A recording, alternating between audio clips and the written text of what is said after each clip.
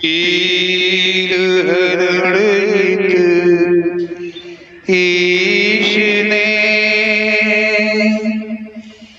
लिया पैगंबर अवतार।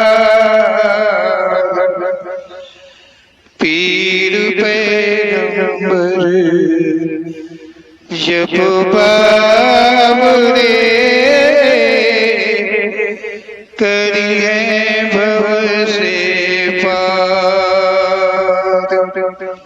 पीर पीर सब ने कहा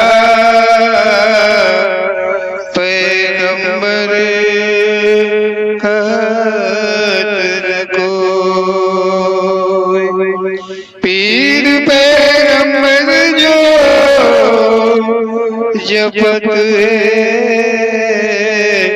तासो पीर न होय, तासो पीर न होय।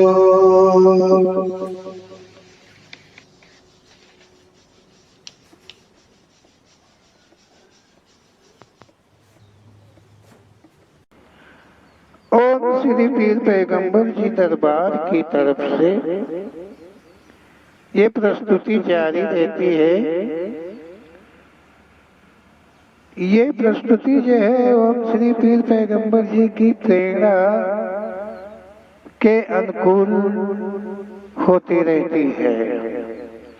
ओम श्री पीर पैगंबर जी हम मानवों के प्रति में क्या सच कह रहे हैं, क्या कहना चाहते हैं, इन सारी बातों का मकसद हम सभी मानवों को अवश्य ही है। इसलिए चाहिए कि हम उनके कथन को ध्यान से सुने और ग्रहण करें। यहाँ आज के प्रसंग में कहा जा रहा है कि एक मतलब मानव पर आधारित ओम श्री पीर पैगंबर जी की प्रेरणा है। ये कहा जा रहा है कि मैं हिंदू हूँ, गर्व के साथ कहता हूँ कि मैं हिंदू हूँ, परंतु इतना नहीं जानता कि मैं हिंदू क्यों। मैं हिंदू हूँ, सच है कि मैं हिंदू हूँ, लेकिन अपने आप को मैं नहीं जानता हूँ कि मैं हिंदू कैसे हूँ, क्यों हूँ, और न कोई बताता है कि मैं हिंदू क्यों हूँ। शंका है, भ्रम है। लेकिन कहा क्योंकि संसार के सभी मानव से कहीं अलग अपने को देख नहीं पाता हूँ। संसार के अंदर जितने भी देश हैं, जहाँ भी हैं, जहाँ जहाँ भी मानव हैं, मैं उनके जैसा ही अपने को पाता हूँ, कहीं अलग में नहीं देखता हूँ। इसलिए मुझे अपने आप पर भरोसा नहीं होता है कि मैं हिंदू हूँ, तो आखिर हिंदू क्यों हूँ तो आम आदमियों के भांति ही सभी मानव एक जैसे, तब धर्म अलग अलग है। मतलब सारे मानव जितने भी मानव हैं वो एक सम हैं, एक जैसे हैं, एक रूप के हैं, एक रंग के हैं, एक कद के हैं, जैसे भी हैं, और सभी के धर्म फिर अलग अलग हैं। ये मानवों में आपस का भेद है, या हर धर्म की रचना को ईश्वर ने अलग अलग से किया है। मुझे तो समझने में कठिनाई होती है। एक मेरी और जातियां हैं, एक तो जिस जाति में मैं हूँ, और हम हिंदू में ही और भी जातियां हैं। इस प्रकार सबकी जाति अलग अलग हैं। जैसे मैं हिंदुस्तान में रहता हूँ तो हिंदुस्तानी हूँ, इसी तरह हर देश मानो कि जाति धर्म हुआ। मतलब मैं हिंदुस्तान में हूँ तो ये हिंदुस्तान हुआ। अगर हम मान लें कि अन्य जातियों में जैसे हम इस्लाम मुसलमानों को लेते हैं पाकिस्तान तो पाकिस्तान हुए, अगर हम इंग्लैंड को लेते हैं कि वहाँ ईसाई लोग रहते हैं तो वह इंग्लैंडी हुए, अमेरिकी हुए, नेपाली हुए, कश्मीरी हुए। क्या मतलब ये क्या धर्म है कि जातियां हैं कि क्या है, ये समझ में नहीं आता है कि इनका मकसद क्या है। और इस सारे मकसद मैं समझकर अपने इंसान रूप में जो हूँ और जिस पूर्ति को चाहता हूँ सत्य जानने का, वो सत्य हमें मिल पावे ऐसा संभव नहीं हो रहा है। अब ये सच हुआ कि मैं हिंदुस्तानी जाति धर्म का हूँ। हर हिंदुस्तान का मतलब एक ही धर्म एक ही जाति का है, तब इसमें अनन्य जातियां। जब मैं हिंदुस्तानी हूँ, मैं हिंदू हूँ, तो मेरी जाति हिंदू है, मेरा धर्म हिंदू है, तो इसमें विभाजन क्यों है कि इसमें अनेक अनेक जातियां अलग अलग क्यों हैं? एक ही मानव कितनी जाति धर्मों में बनता है। एक मानव हूँ मैं, हिंदुस्तान में मानव हूँ और मैं कितनी जगह में बट जाता हूँ, कहीं हिंदुस्तानी हो जाता हूँ और मैं कहीं पारसी जाति का हो जाता हूँ, तो मेरा पारसी जाति भी अलग हो जाती है, पारसी जाति का धर्म भी अलग हो जाता है। और जब हिंदू होता हूँ तो हिंदू रहता हूँ, हिंदू धर्म रहता है, और जब मानव रहता हूँ तो मानव का धर्म रहता है। एक ही मानव कितनी जगह बढ़ता है। क्या ईश्वर ने ऐसी ही लीला की रचना करी है? मेरे मन में ऐसे ऐसे सवाल उठा करते हैं। ओम श्री पीर पैगंबर जी तब उसका समाधान कहते हैं। आगे कहा तब वो एक तो हिंदुस्तानी है, दूसरे ब्राह्मण जाति का है। अब हिंदुस्तानी ब्राह्मण अपने को कहता है हिंदुस्तानी कि मैं हिंदू हूँ, दूसरे में अपने को ही कहता है कि मैं ब्राह्मण हूँ। ये एक अनोखी जाति है। ये ब्राह्मण की जो जाति है इसको ओम श्री पीर पैगंबर जी संबोधित करते हैं कि ये एक बहुत अनोखी प्रकार की जाति है, एक अलग जाति है। मानव जाति और मानव तो है, ब्राह्मण भी मानव ही तो है। मात्र लेने के लिए चाहे कोई भी विधि से ले तब वो ब्राह्मण हो जाते हैं। और देश धर्म में युद्ध कराना तथा बंटवारा कराना इस सब को लेकर के वो हिंदू हो जाते हैं। वो कहते हिंदू हूँ, ब्राह्मण नहीं कहते कि मैं ब्राह्मण हूँ। इन कारणों को लेके हिंदू बन जाते हैं, हिंदुस्तानी बन जाते हैं। और जब दूसरों से लेना होता है, कैसे भी छल से कपट से मंत्र से यंत्र से कथा से भागवत से किसी भी प्रकार से, तो कहते हैं कि मैं पूज्य हूँ सभी का, मैं ब्राह्मण हूँ। ये ब्राह्मण अपने को फिर बन जाते हैं। मानव, हर मानव ये जानता है कि मैं मानव हूँ, परंतु जाति धर्मों की अपनी ही परिभाषा को कोई भी नहीं जानता है। हर मानव ये जानता है कि मैं मानव हूँ, मानव जाति का हूँ, पशु जाति का तो नहीं हूँ। शायद पैर तो नहीं लगे हुए हैं, पूंछ तो नहीं लगी, सींग तो नहीं लगी है। हर मानव जानता है कि मैं मानव हूँ। लेकिन यहाँ जाति धर्म में बांटने वाले और हम कैसे बटे हुए हैं, इस पर हमें ध्यान देना होगा। जाति एक है मानव, और हम सब मानवों का धर्म एक ही बनता है। अगर इसमें विभाजन है जाति में धर्म में, तो फिर ये हम मानवों की ही देन है, किसी परमात्मा की भगवान की देन नहीं है। यहाँ पर तो मानवों ने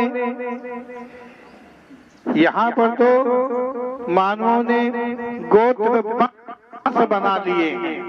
कोई कहता कि मैं इस गोत्र को हूँ, कोई कहता मैं इस गोत्र को हूँ, कोई कहता वे इस गोत्र के हैं, कोई कहते उनके वंशज हैं, कोई कहता या वंशज भी अलग हो गए, गोत्र भी अलग हो गए।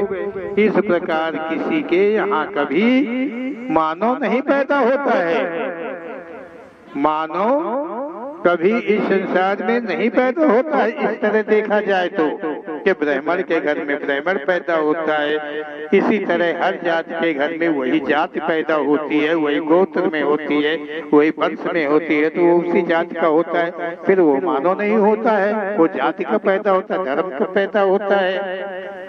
ये ऐसी मतलब ये ऐसी विडंबना, ये ऐसा भ्रम किसने डाला है, कहाँ से डाला गया है, और वास्तव में ये भ्रम है कि नहीं, ये हमें सोचना पड़ेगा, जानना पड़ेगा। और जो कचरा है, जो हम मानवों के मध्य में कचरा डाला गया है, हमें प्रयास करना होगा कि उस कीचड़ को हम अपने से अलग करके हम साफ सुथरे, ना हिंदुस्तानी, ना पाकिस्तानी, ना अमेरिकी, ना नेपाली, बंगाली कुछ नहीं होने चाहिए, हम मानव होने चाहिए। हम मानव हैं, मानव ही रहना चाहिए। ये जो कीचड़ की रचना किया है, ये स्वार्थ के लिए, पहले के कुछ पूर्वज जो है अपने अपने स्वार्थ के लिए ये सब रचनाएं रच गए हैं। ऐसा ही सत्य ओम श्री पीर पैगंबर जी का कथन है। यदि जातियां ये सत्य हैं, तो अपनी अपनी जाति में मानव को कायम रहना चाहिए।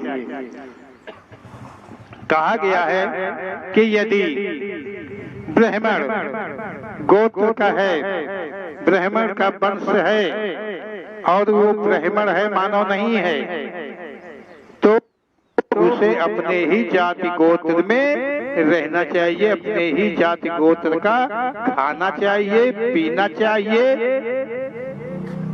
और अन्य जातियों का कुछ उसे ग्रहण नहीं करना चाहिए, क्योंकि अन्य जातियां उससे नीच हैं। उनकी पत्नियों, स्त्रियों, बेटियों की तरफ नजर नहीं डालनी चाहिए, क्योंकि वो नीच गोत्र की हैं, नीच वंश की हैं।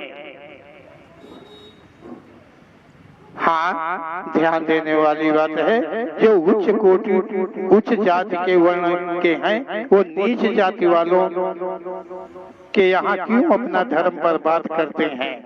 क्योंकि वो मानव नहीं है, वो जाति के हैं, वो धर्म के हैं, वो गोत्र के हैं, वो वंश के हैं, वो महान है, पूज्य हैं, मानता हूँ, परंतु इतना गिरे क्यों हैं के बिना गरीबों के, बिना नीचे वर्ग के, वर्ण के, जात के लोगों के बिना उनका कोई भी तृप्ति नहीं हो पाती है। ऐसा ओम श्री पीर पैगंबर जी का कथन है। हिंदू धर्म ग्रंथ में महानता है कि श्री कृष्ण जी की लीला का। श्री कृष्ण जी लीला में सब कुछ बताया, पहले कोई नहीं जानता था।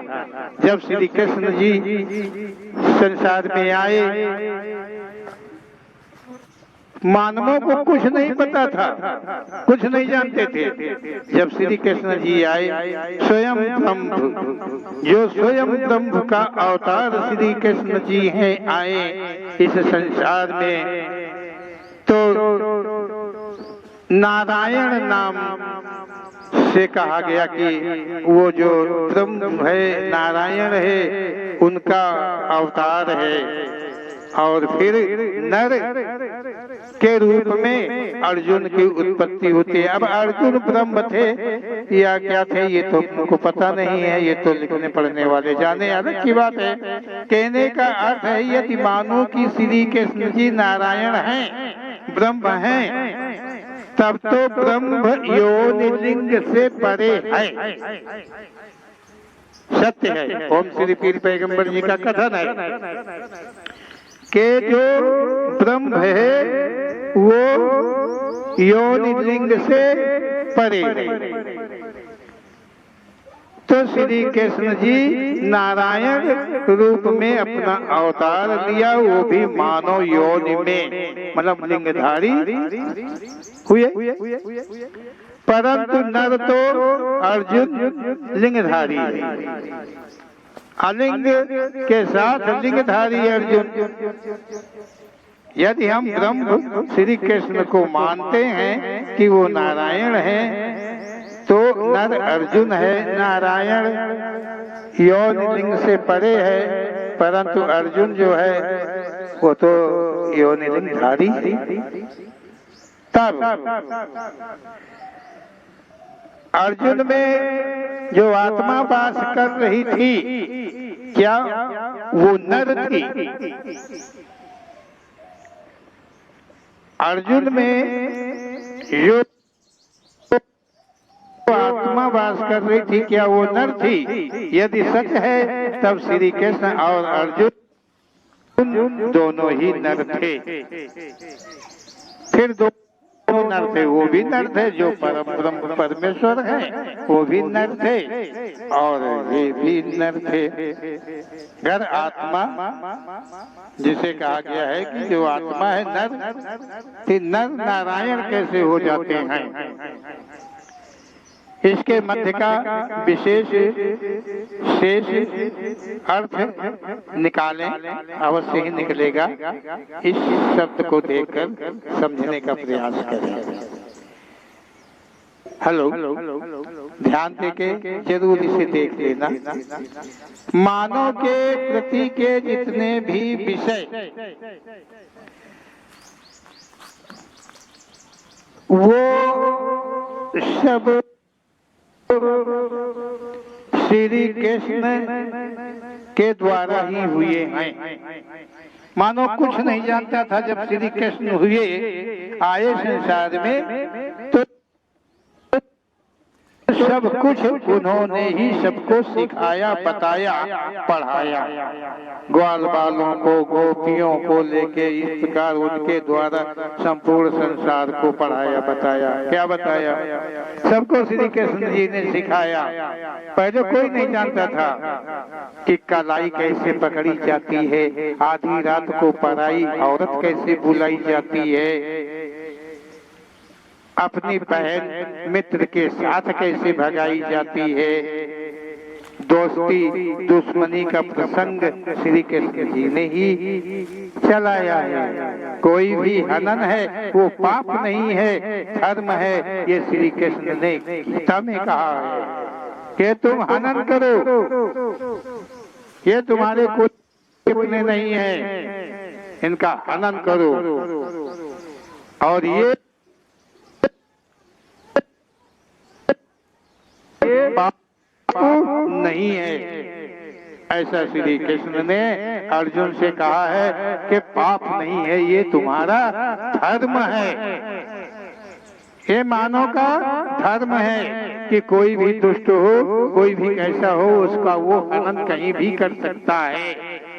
फिर यहाँ जेल सजा कानून क्यों बने हुए, क्यों बनाए गए हैं? अगर परमात्मा के घर में कोई कानून नहीं होता है तो फिर यहाँ मानवों के मध्य में तो कानून होना ही नहीं चाहिए। ठीक है, गलती हो सकता कि मेरी ही समझ में हो, लेकिन ओम श्री पीर पैगंबर जी का ऐसा कथन है। गाथा इतनी लंबी है श्री कृष्ण जी की, ना लिखने वाले कभी थके, ना पढ़ने वाले कभी थके, और भजन कीर्तन बना बना के गाते गए, गाते गए, गाते गए, गाते गए, मतलब चले गए, मर गए, दुनिया से चले गए, लेकिन कभी उनकी लीला खत्म नहीं हुई है। श्री कृष्ण जी की एक ऐसी लीला है, पद्धति है, एक ऐसी कि खत्म नहीं हुई है। कहा श्री कृष्ण जी की लीला का कभी अंत नहीं होता है। जितना भी पढ़ो, जितना भी समझो, जितना भी देखो, जितना सारे राजकाज जितने भी हैं संसार के, नीति कूटनीति, कौन सी साम दाम दंड भेद कर सीखो, तो श्री कृष्ण जी ही इन सब के गुरु हैं, जो कि संसार में इतना बड़ा फैलाव व्यभिचार, अत्याचार, दुराचार इत्यादि प्रकार के सब कुछ श्री कृष्ण के द्वारा ही शायद उत्पन्न है। ओम श्री पीर पैगंबर जी ये सत्य का इजहार करते हैं और हम सबका विचार होना चाहिए कि इन सभी शब्दों में सच का ढूंढें कि वो सच क्या है, वास्तव में सच क्या है। हम आपस में कोई विवाद न करते हुए, कोई बात न करते हुए अपने ही दिमाग पर बात डाल करके और इस सत्य को निकाल करके जो सच्चाई मिलती हो उसको ग्रहण कर लेना ही ओम श्री पीर पैगंबर जी का कथन है। बोलो ओम श्री पीर पैगंबर जी महाराज की जय।